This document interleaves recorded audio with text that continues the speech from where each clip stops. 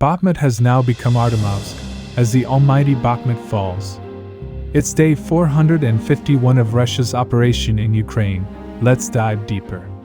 Starting from Bakhmut City, after Wagner's captured Citadel area, they launched a last push on this area, which was considered a gray zone for many days. As per report, they were able to capture this whole under their control. Ukrainian forces retreated to the plain statue. Wagner's then followed them. Yesterday night, they were hitting the remaining areas with heavy artillery and aviation. It was said that everything that flies is working on these positions. You see, these last positions were turned into a complete fortress.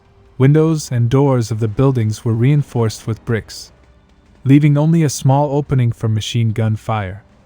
There was no safe way to assault, as anyone who tried to assault was greeted with a handful of grenades. As you can imagine, why this front line was stuck for many months. But after heavy artillery, Wagner started their final push. They pushed along Chaikovskogo Street from both sides. In addition, they were also pushing from the eastern side. As a result, the moment came. Wagner successfully captured Bakhmut. The reason it took so long to take last positions was because Russia did not want to level it, as they were planning on using it as a defensive positions. Ukrainian forces after their withdrawal from the Citadel area are stationed near these forested lines. As per report, Wagners have already started attacking these positions. They are having success. Now very interesting news has come from Khromove. Wagners, after capturing the whole Citadel area, started shelling Khromove heavily. After the shelling, they launched attack from two sides. As a result, they had success in capturing this small area. But one source says that Wagners were able to advance in Khromove from north. But as I do not have confirmation, you have to wait till the next video. But it is confirmed that Ukrainian forces stationed here suffered heavy losses. It is expected that Ukrainians will retreat from here, as supplying to this settlement will cause unnecessary damage. Now moving to the southern flank of Bakhmut, as Ukraine is having success here, they are launching more and more attacks on Russian positions. As per recent report, Ukrainian DRG units were sent to Russian position to push Russians back, but Russian forces discovered them, and as a result they were successful in repelling the attack. After a small break, Ukrainian forces launched a massive push on Russian positions. Russians, once again with use of AGM, successfully repelled the attack. As per report, 3 armored vehicles were hit. Ukrainian authorities have acknowledged that Russia has deployed a considerable number of forces here. As a result, progress has slowed down. Now moving to the northern flanks of Bakhmut, intensity in this area has decreased significantly after Russia reinforced its flank. Only small fights were reported in multiple areas, but no progress from either side. One interesting news has come that Prigozhin said Ukrainian commander Zaluzhny was in Bakhmut on 10th to May 12th. In fact, he was at arm's length from Wagner's, so they attempted many strikes on him, and concluded by saying that, since then he has not been seen. Of course, you have to take this with a whole cup of salt. But more and more people are speculating about his disappearance. Now moving to Kupiansk, Ukrainian forces, after losing Maryinka, are trying to take the settlement back. As per report, they are shelling Russian positions with mortars and artillery. They are also dropping ammunition from drones. But so far they have not been successful. But after this, they launched an assault on this area. But Russian forces were successful in withstanding it. Ukrainian movements have been increased in this area. In response, Russia has regrouped its forces to launch an assault along the Oskil River. Now moving to Bilohorivka, Russian forces recently launched an attack on Serebryansk Forest. As per report, they had success in taking a couple of trenches, but no major changes were reported. On the other side, Ukrainian forces launched an attack eastwards from Bilohorivka. They also had small success, but no major change. USA has now announced that they will allow Western allies to supply Ukraine with F-16 fighter jets.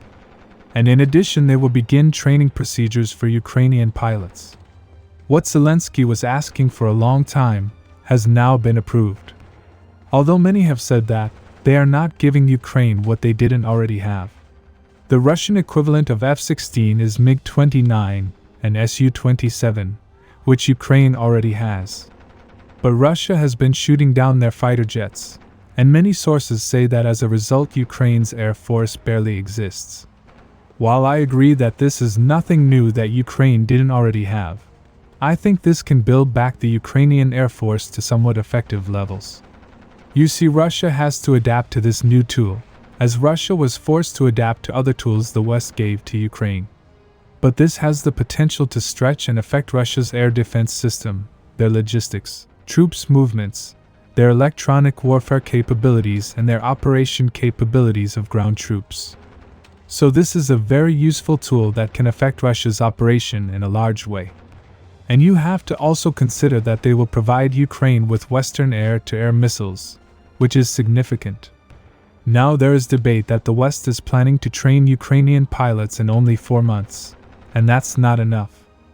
I think that it is somewhat true, but see, the pilots they will be training are not new or fresh pilots. Many of them will be very experienced. They already know their maneuvers, tactics, strategy, and basic stuff. They will only need enough training that will help them adapt to this new fighter. They may not become super elite, but might become good enough to cause pain in the ass for Russia. In response, Russia might need more of everything. As more and more aid goes to Ukraine, I start to think Russia will need to rethink its operation in Ukraine, because if this continues, then their vision of special military operation will take a long time to happen. Every new aid paves the way for the West to bring Ukraine to NATO standards without Ukraine being part of them. But US officials have said that they do not permit Ukraine to strike Russian territory with their F-16s.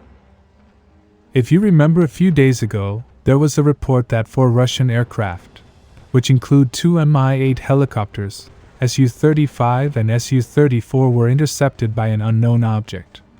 At that time, many theories were spread online of what could have possibly have shot them down.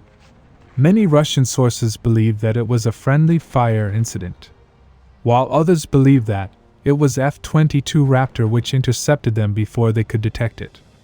Recently, Ukraine claims that, with help of the Patriot air defense system, they destroyed 4 Russian aircrafts. Interesting thing is that they waited all these days to announce this. Many have speculated that all this is just to save face and undo damage that has recently been done by Russia by destroying the Patriot air defense system. I cannot confirm this, but it is said that the company's shares went down when Russia destroyed the Patriot air defense system. Few days ago, there was a video of a Ukrainian armed column south of Kharkov. Report says that column consists of several BTR-82A, a Polish 155mm self-propelled howitzer, and an American Bradley M2A3. It is speculated that this may be under 67th Mechanized Brigade's service. This Ukrainian column was headed south from Kharkov. Ukrainian movements have increased around that area. There was another column moving along E40 highway north of Kharkiv, which consists of American HIMARS. It should be noted that a considerable number of forces are stationed in the Kharkiv region. Russian forces are expecting some Ukrainian counterattacks.